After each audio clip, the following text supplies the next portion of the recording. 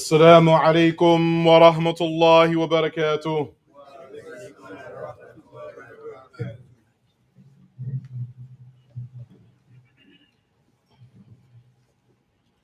الله أكبر الله أكبر الله أكبر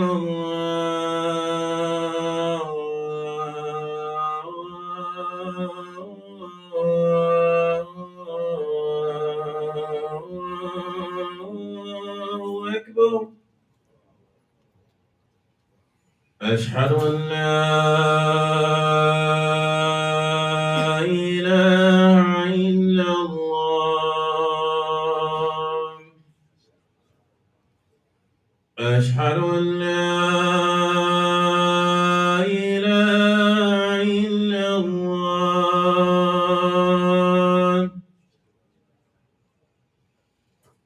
أشهد أن محمدا رسول الله.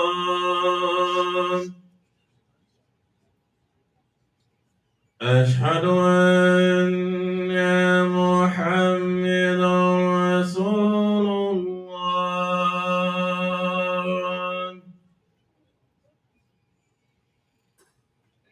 حي على الصلاة.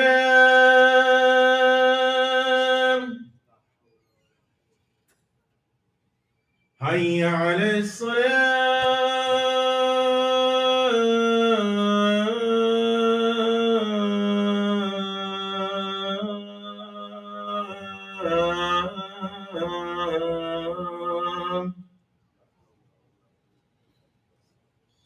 حي على الفلاح.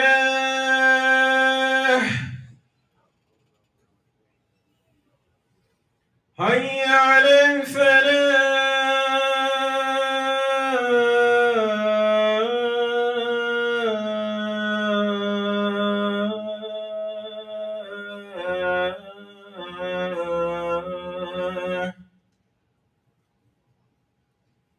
الله أكبر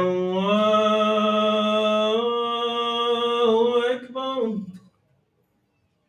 لا إله إلا الله.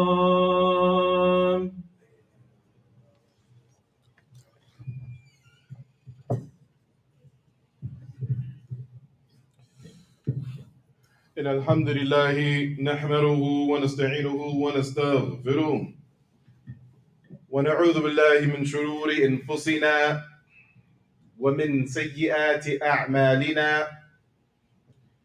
من يهده الله فلا مضل له ومن يضلل فلا هادي له. وأشهد أن لا إله إلا الله وحده لا شريك له، وأشهد أن محمدا عبده ورسوله.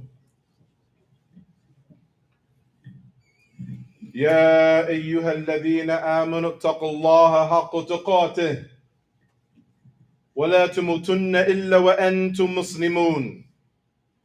يا أيها الناس اتقوا ربكم الذي خلقكم من نفس واحدة وخلق منها زوجها وبث منهما رجالا كثيرا ونساء، واتقوا الله الذي تساءلون به والأرحام إن الله كان عليكم رقيبا.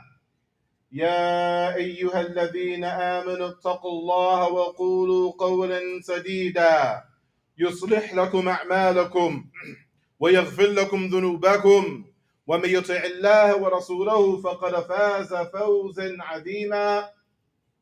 أما بعد، فإن خير الحديث كتاب الله، وخير الهدي هدي محمد صلى الله عليه وسلم، وشر الأمور محدثاتها، وكل محدثة بدعة، وكل بدعة ضلالة، وكل ضلالة في النار. ثم أما بعد, our Lord Tabaraka wa Ta'ala, the rest of the exalted, he stated, إِنَّ كُلَّ شَيْءٍ خَلَقْنَاهُ بِقَدْرٍ. Certainly, we have created everything with a qadr, with a measure. Everything that our Lord has created, it is a part of what we call fate. It is a part of what we call destiny. Our Lord, the mighty and the majestic,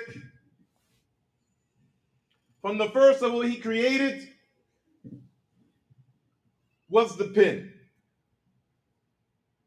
He gave the pen its first order. He ordered the pen to write. The pen asked, "What shall I write?" Our Lord, the mighty and the majestic, then ordered the pen to record all things, to exist and to occur into the day of resurrection, into Yom al-Qiyamah. And this event occurred 50,000 years, 50, 50,000 years before the creation of the heavens and the earth.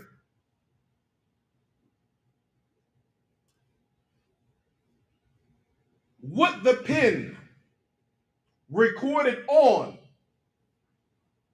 we call that record Allahul Mahfuz. We call that record the preserved tablet. Any and all things that you can think of, that which you cannot think of, is all recorded.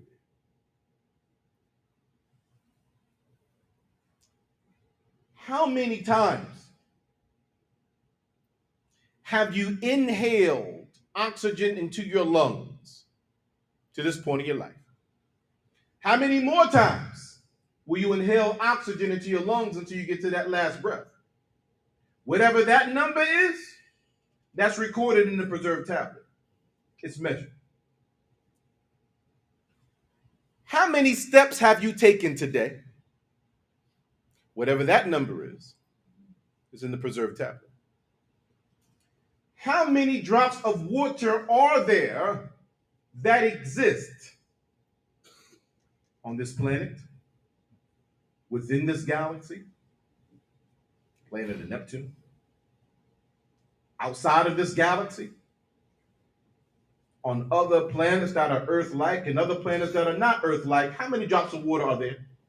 There's a number for that. That's measured. Its exact number is recorded in a Lawh Mahfuz, inside of the preserved tablet. How many dollar bills have you had that have come through your hands from the time that you were born to right now, regardless of what you got in your pocket today? Maybe you're empty, maybe you're loaded, maybe. What's the exact number though? You don't know. There is an exact number for that, and it is recorded in the preserved tablet. So this idea of Qadr, this belief that we call Qadr, this reality that is Qadr, what it is the reality that Allah has knowledge of all things. Allah has knowledge of all things simultaneously, since ever and forever. Anything that we perceive as past, He has all the complete knowledge of that with detail. Anything that we perceive as present, He has knowledge of all of that in exact detail. Anything that we perceive as future, He has knowledge of all of that in exact detail. And we say what we perceive as, because what we perceive as time is just another creation of our Lord that we exist inside of, and our Lord exists outside of time and space. So our perception of time and space is not something that applies to Him, the glorious and the exalted. He created it. He manages it.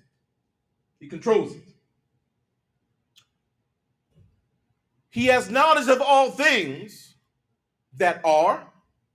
He has knowledge of all things that are not. He has knowledge of things that could be, that have not happened. The things that have not happened, if they were to happen, he has the exact knowledge of that too. So when we speak to this measure, this qadr, this is what we are talking about. Our Lord is omniscient. We commonly say all-knowing, but that's what that kind of means. When we speak to qadr, when we speak to fate and destiny, we are speaking to the fact that our Lord has created a record of all things, as we spoke about a short while ago. Of all of the heavenly inspired books, as there are 104 of them in total, perhaps only 5 of them or so we know of their names, like the Quran, like the Injil, the Gospels, like the Torah, like the Zabur, the Psalms, like the Suhuf, like the scriptures that were revealed to Ibrahim. We know some of the names, but this is only an example of a total of 104 books. All of them are the speech of Allah in their origin. Each book and what it contains, it is detailed out and recorded inside of a lawh mahfuz, inside of the reserved tablet. So he has knowledge of all things to occur from the beginning of creation until the day of resurrection, relative to us, relative to him, whatever's before that, whatever's after that. But that pocket of time, right, to him is nothing. To us, it's a long time. But that pocket of time, it's mentioned because it's relevant to us. Whatever's before that, not relevant to us. When we speak to qadr, when we speak to this measure, when we speak to destiny, there is then mashi'ah. There is then a will. There is in the will of our Lord. Because there is nothing that can occur except that our Lord willed it to occur. وَمَا تَشَاءُونَ إِلَّا إِيَشَاءَ اللَّهُ رَبُّ الْعَالَمِينَ. And they do not will, except that Allah has willed, the Lord of all that exists. So our Lord affirms for us that we as human beings, we as a species that we call humanity, and the species that we call the jinn, our Lord has created us with will, with free will. The rest of the creation and all that it is doesn't have that ability that you and I have and that the jinn have. That ability to obey because you're deciding to obey. That ability to disobey because you are deciding to disobey. We take that lightly. The rest of the creation doesn't have that. The trees don't have that. Insects don't have that. Animals don't have that. Concrete and wood and other materials, they don't got that. All creations of Allah. Angels don't even got that. As righteous as they are. But you got it. Hopefully we honor it. This will of our Lord, as we unpack it a little bit further, it arrives in one of two ways. There's something called the legislative will of Allah, and there's something called the universal will of Allah. Both of them are divine. When it comes to the legislative will of Allah, he only wills for things to occur in his universe that he loves and he's pleased with. And this is actually what revelation is. This is actually what the Quran and the Sunnah is. It is the legislative will of Allah. It is everything that he wills for the creation that he loves and he is pleased with. There's a caveat though. He doesn't force the creation to enact that will. He informs us of what he wills for us, but he doesn't force us to do it. That then is where it enters into our will, and then we then make the choice, and then we are responsible for the choices that we make, regardless of the fact that our Lord has knowledge of it, regardless of the fact that He already recorded it. It doesn't negate the fact that you still made the choice. So now you are accountable for it. And you can't blame the Qadr because you did that. You said that. You put the environment and atmosphere in place for that thing to happen. You orchestrated that. Okay. There's something else called the universal will of Allah. In the universal will of Allah, He allows things to occur in His universe that He loves and is pleased with, and also other things that He does not love and He is not pleased with. He allows it to occur. And then He forces the creation to go through that experience, whatever that is.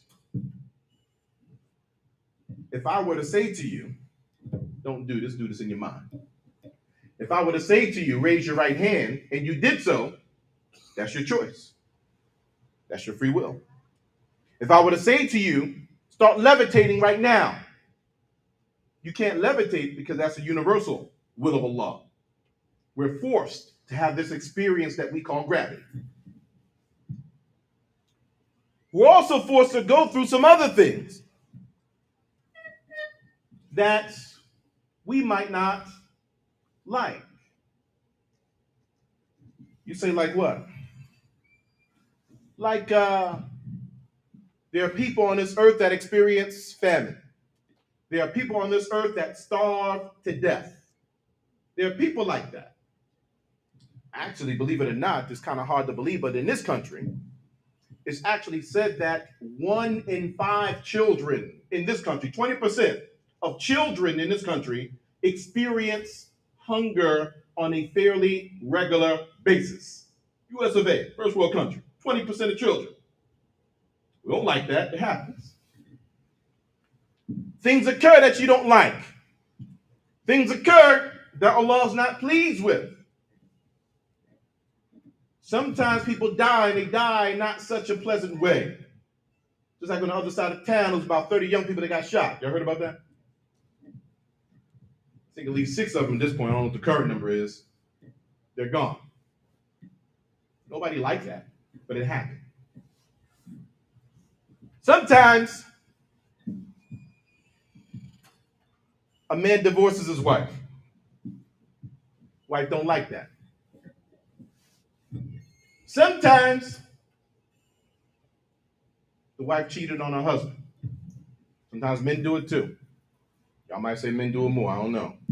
Maybe they just better at it than us. It happens. We don't like it. Sometimes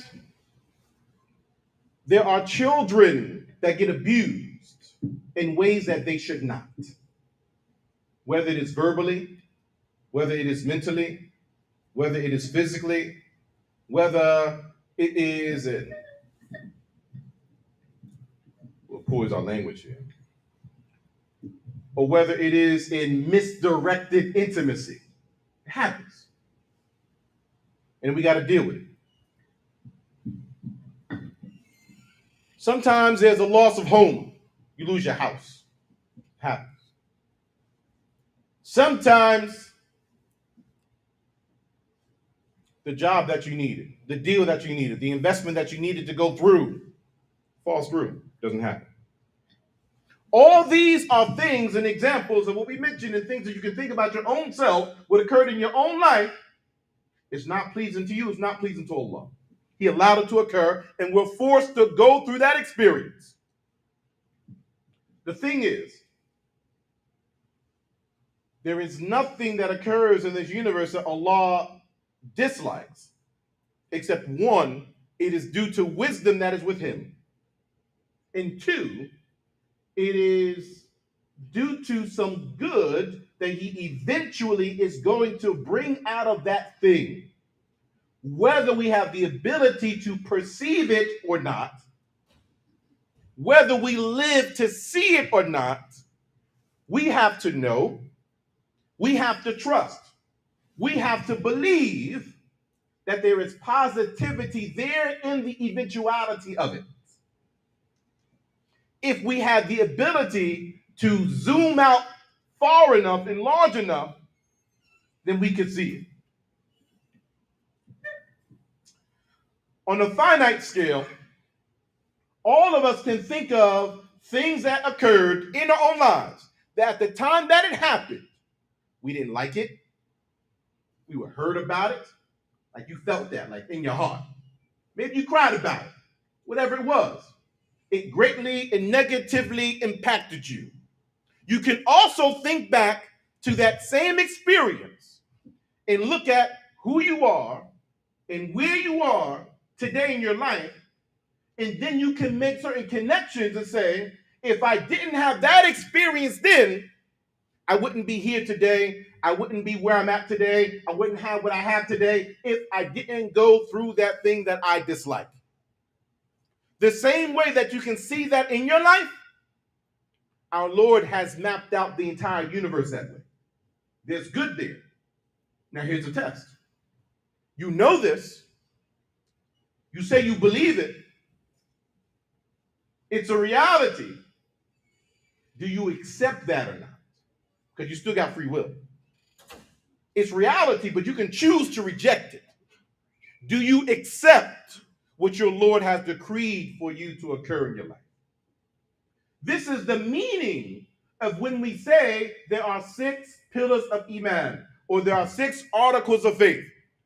And everyone knows them, and we're going to rattle them off, and we're going to say to believe in Allah and His angels and His books and His messengers in the last day, and Qadr, the good and the bad thereof. We say that, but what it means is what we're talking about right now. Will you accept that? Like here, like in your heart. Do you accept that that is reality? And do you live your life as though that is reality? Do you live your life that there is wisdom in what has occurred in your life and in the life of others? That's the obligation. That's ground level. There's another level above that. You can go up a couple floors if you choose to. If you go up a couple floors, this is the harder one. You thought acceptance was easy. You go up a couple floors, a higher level of your spirituality, a higher level of your faith is being pleased with what Allah has decreed to occur in your life and in the lives of others, because you believe in Him, because you trust Him, and because you know there's going to be good that comes out. True belief in the Qadr, true belief in destiny, is that regardless of what is occurring, good or bad, you're level. You're not swaying too much that way. You're not swaying too much this way. Because regardless of what is occurring, good or bad, none of that changes the fact that our Lord has ordered us, explained to us, وَمَا خَلَقْتُ الْجِنَّ وَإِنسَ إِلَّا لِيَعْبُدُونِ. I have neither created the species of the jinn nor humanity, except for the express intent of my worship alone. That don't change that. That's the test. That's the test. That's it. That thing happened to you. You were abused at some point in your life. Terrible. Definitely terrible. But guess what? You still got to pray Fajr in the morning. You lost your job. You lost your house. My wife cheated on me. Guess what? If you have the ability to make Hajj, you still got to make Hajj. People, children are dying. Children are experiencing famine. I lost my grandmother. I lost this and that. My mother died. My father. Guess what? You still have to have proper aqidah. You still have to have a proper theology and constitution about yourself, and believe in that and live the reality of submitting your will to the will of the Creator. This is the space when we talk about Qadr. This is it. Regardless of what's happening in your life, good or bad, you still have to be a Muslim. You still have to interact with yourself. the way that your Lord has ordered you to. You still have to interact with your Lord the way that your Lord has ordered you to. You still have to interact with the remainder of the creation the way your Lord has ordered you to. The people you like and the people you don't like. The people that were so nice to you and did good things for you, and the people that wronged you and oppressed you. You still have to do what your Lord has ordered you to do. This is the space when we talk about belief in the Qadr. فَأَقُولُ قَوْلِي هَذَا. So I'll say these words of mine. وَأَسْتَغْفِرُ اللَّهَ لِي وَلَكُمْ. And I seek forgiveness of myself as well as for you all. فَاسْتَغْفِرُوهُ. So seek his forgiveness. إِنَّهُ هُوَ الْغَفُورُ الرَّحِيمُ. So he is all forgiving, most merciful.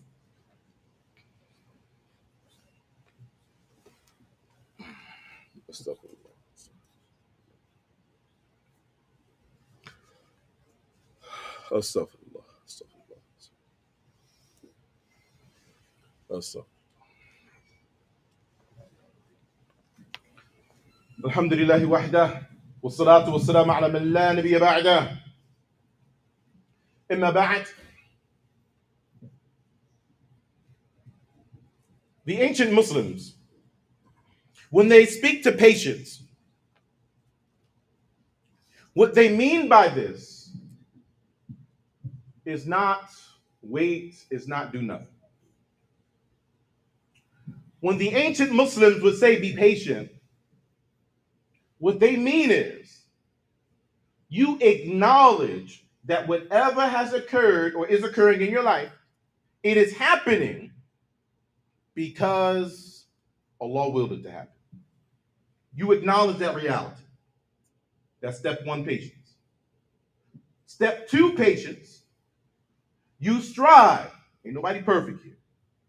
You strive to remain obedient to Allah, regardless of the circumstance that has befallen you. You strive to remain obedient. That's step two, patience. We're not saying this is easy. We're saying this is simple. We're saying this is right and exact. Step three, patience. You anticipate your reward from Allah in this life and in the hereafter because you have remained obedient to Allah in that circumstance. Because all of this is about your individual relationship with Allah. That's what this is about. All of this is about your state in life. At Fajr and Asr time, when the angels are changing their shifts and they report back up to Allah how they left you, what are they reporting back up to Allah on a daily basis about you? Every day. That's what it's about. It's about when you die in your grave and the two angels, Munkar and Aqil, come to you and ask you, who is your Lord? Who is your prophet? What is your religion? What's going to be your constitution? What's going to be your level of conviction? Knowing the right answer ain't going to help you then. It's about how much you believed in it and acting in accordance with it.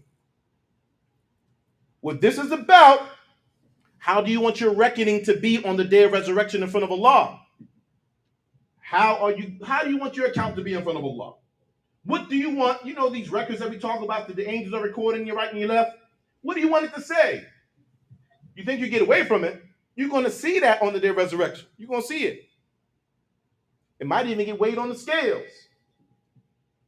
How you want that to happen? That bridge that's over the five hell, and that's the only way to get to paradise? Nobody can get to paradise except you got to cross this bridge. Thin as a strand of hair, sharp as a razor, hooks on it.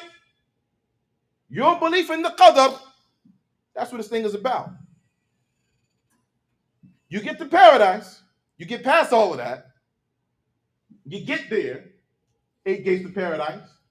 Hopefully you have the option of choosing what gate you want to enter into because of how you live your life. Maybe you only got one option. I don't know. Maybe you got 2. Maybe you got all 8.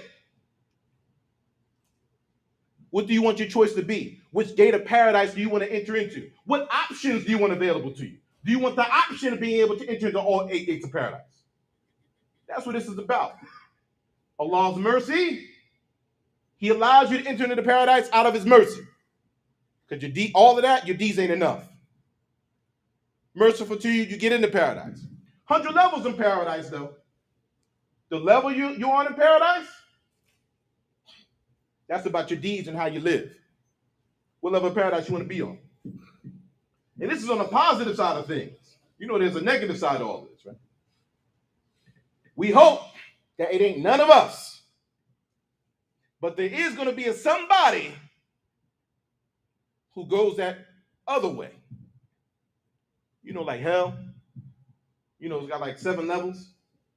And the more depth you go, the more wilder and painful and we can't even fathom that type of punishment. The deeper you go into it, some people are going to be there. And it ain't going to be just the kuffar. There's going to be some Muslims in there. May Allah protect us. Now, if it has to be me, if it has to be you, how long you want to be in it? You want to be in there for a few seconds? You want to be in there for about 10 minutes? 5 years? You think they throwing out prison time? You think they're throwing out double digits and basketball scores and all of that? Nah. Hell. Can you do 1,000? Can you do 3,000 in 10 years? In hell, getting punished constant? Like what you got? Can you do 1 million? Because you know, law created time, so it ain't no time limitation at that point. Ain't no more death. You already died. It just is. Until, if you're Muslim, until you expiate of all the sins that you did in this life. You know, all that stuff you doing that you ain't got no business doing that you just laugh off and act like it ain't nothing. Well, I'm going to get to that. Or you can't judge me. You don't know my heart. You know all that stuff we say? Don't change this reality. Jahannam is sitting right there. This is Qadr. And ain't none of this talking about, sorry to be insensitive. I'll apologize in the front. Ain't none of this talking about your feelings. Ain't none of this talking about who you like and who you don't like. And this happened to me and this is why. Ain't none of this talking about that. All this is talking about you and your belief and your decisions and your actions, regardless of how you feel, regardless of what happened to you, regardless of what somebody else did to you. Roll the dice, see if that can save you from hell. The better bet, actually look into the Quran. Not like lip service, like in real life, like you actually read it. Not just in Ramadan, like one time a year, right? And then you read the Mus'haf in Arabic, you don't even understand what you're reading, and then you go on another year. No. Learn some Arabic enough to understand it, or read it in English, because the goal of the Quran isn't necessarily to have a beautiful recitation, although we ask Allah to grant that to all of us. The goal with the Quran and this legislative will of Allah is for you to live the Quran. Practice it in your life. You know, sunnah like ahadith and things like that. You know, we talk about the 40 hadith of Nawawi. You know, we talk about Bulugh al-Maram. We talk about Bukhari and Muslim and Sunan Abi Dawud, and we talk about Tirmidhi. We talk about An-Nasai, Ibn Majah. We like talk about it. No, like actually read it. Actually learn about it. Or somebody else that has learned about it, let them convey to you about it. Do something. Take that and then try living that. That's what gets the job done. All of this is what Qadr is. All of this is what it means to believe in the Qadr of Allah that you dislike. We've gone way beyond time.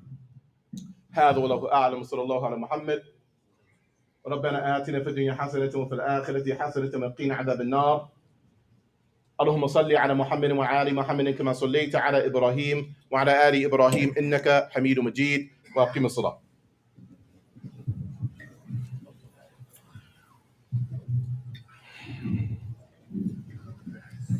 الله أكبر الله أكبر أشهد أن لا إله